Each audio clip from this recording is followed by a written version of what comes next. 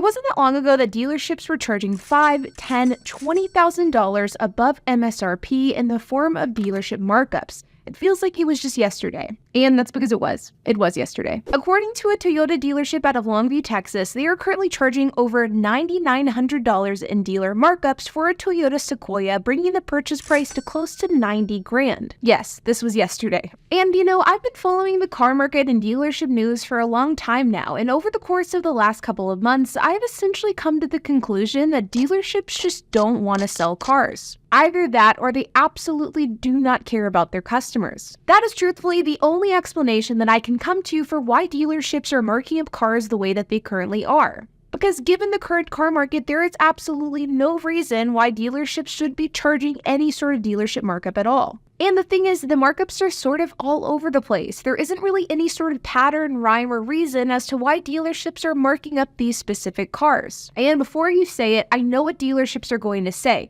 Oh, it has to do with inventory. It has to do with demand. The car market isn't like it was pre-pandemic. But truthfully, I call bullshit. And the thing is, you don't have to search too far or too long online to find some excellent examples of just how far dealership greed really has gone. For example, I was able to find this 2023 Ford F-150 Raptor, which has a markup of $30,000, bringing the total purchase price to $141,880. In fact, this dealership has 4 Raptors for sale, all ranging from $5,000 to $30,000 above MSRP. Now, inventory data shows that Ford is actually in a pretty good spot as far as inventory goes. Sure, they don't have the most inventory of automakers, but they certainly aren't in the same spot as brands like Toyota or Honda, brands that are really squeezed by their inventory issues. In fact, according to Cox Automotive, as far as inventory goes, Ford is performing in the top 40%, which means that they have some of the most inventory out there in the automotive market as a whole. So there is absolutely no reason for there to be a $30,000 markup on any of their vehicles. And if $30,000 above MSRP wasn't vomit-inducing enough, this dealership, also out of Texas, is selling this Raptor for over $50,000 above MSRP. You can see that this Raptor MSRP is just over $111,000. And once we take a closer look, we can see that on top of the $111,000 MSRP, the additional fees include dealer-installed equipment, a $50,000 dealer-installed package, as well as a $2,000 destination charge. And this is whenever dealerships can get really slimy, because while some dealerships are pretty honest and open about the fact that they're charging a market adjustment or a dealer markup, others disguise this markup behind these dealer packages that you don't need and you can't get removed. And the thing is, these $50,000 price adjustments are pretty common in the world of Raptors. But let's move on to some other examples. This Mercedes dealership out of Tennessee is reportedly selling G-Wagons for $50,000 above MSRP, which I guess on a percentage basis technically isn't as bad as Raptors, but it's still pretty gross. But you wouldn't know that this market adjustment is in place by simply looking at their website, because most of their inventory simply says call for price, which is what I interpret as being the price of that car is so stupidly above the MSRP that they don't even want to advertise or have that price point in writing on their website. And truthfully, the automotive industry has got to be one of the most difficult, if not the most difficult industries to get transparent pricing. Between dealership add-ons and above MSRP, call for pricing, or caveats that state total MSRP but dealer sets actual pricing, and when you actually call the dealership, sometimes you're met with clarity on pricing.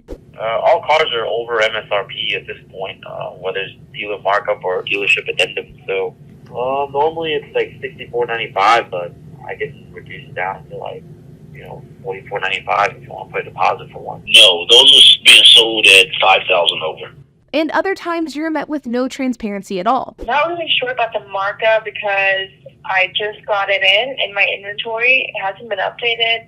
I can just know the starting price, what it starts from. And my question is, when did it become acceptable for dealerships to conduct their entire business model around shady smoke and mirrors? Behind a home, a car is going to be the second largest purchase that the average person makes in their life. And as cars have gotten more and more expensive, the financial ramifications of getting screwed on a car deal can truly become life-changing. Buying a car that you can't afford, being sold on a car in a misleading way, or having an extremely high interest rate, all of these factors could potentially ruin your financial life, and it could lead to things like repossessions, poor credit score, as well as over-leveraging yourself with debt. And the effects of this long-term on your life really can't be quantified. And over the last couple of years, there really has been a light shed on the fact that dealerships are operating in a really shady fashion, and there has been some efforts made in order to stop it. In fact, last summer, there was a highly publicized FTC rule proposal that would require dealerships to be more transparent on pricing and also get rid of junk fees and dealer add-ons. And in a surprising event to no one, dealerships didn't like this rule proposal. And the National Automobile Dealer Association stated that this rule change would make buying and selling cars more confusing for not only the buyer but also the car salesman as well. And after this rule proposal was in full spring last summer and early fall, there hadn't been an update for an extremely long period of time. Then in July of this year, a $70.28 billion spending bill was backed by the U.S. House Appropriations Committee, which contained language blocking the FTC dealership rule change. And according to Automotive News, the 34-26 vote supports language that bars the FTC from implementing and enforcing the burdensome motor vehicle dealership trade regulation rule,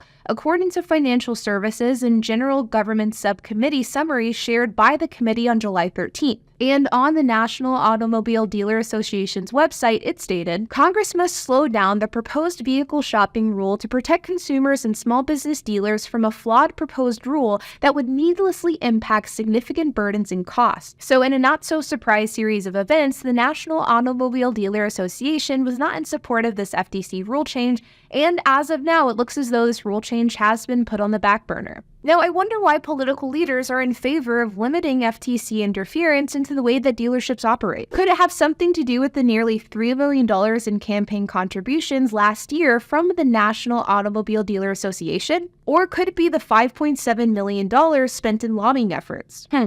I guess we'll never know. Now, unfortunately, this video doesn't have a satisfying conclusion because truthfully, this is a major problem that doesn't have a surefire solution outside of additional government regulation. But what I genuinely don't understand is that we have other safeguards put into place with other industries, but whenever it comes to the automotive industry, it's basically like the Wild West. To sell houses, you have to go through training and get a license, but to sell cars, any schmuck off the street can do it. In some states, mortgage loan officers are held to the same fiduciary standards as lawyers, accountants, or personal financial advisors, which essentially means that these professionals are legally obligated to have your best interest in mind. But when it comes to the finance department of a dealership, they can basically say and do anything in hopes of making as much money as possible and simultaneously crossing their fingers hoping that you agree. Dealership markups are one of the most obvious examples of dealership greed, but it certainly isn't the only one. So my question is, at what point are dealerships going to realize that they've been crossing a slew of different lines? Or at what point is some governing body going to step in and realize that this industry is full of predatory practices?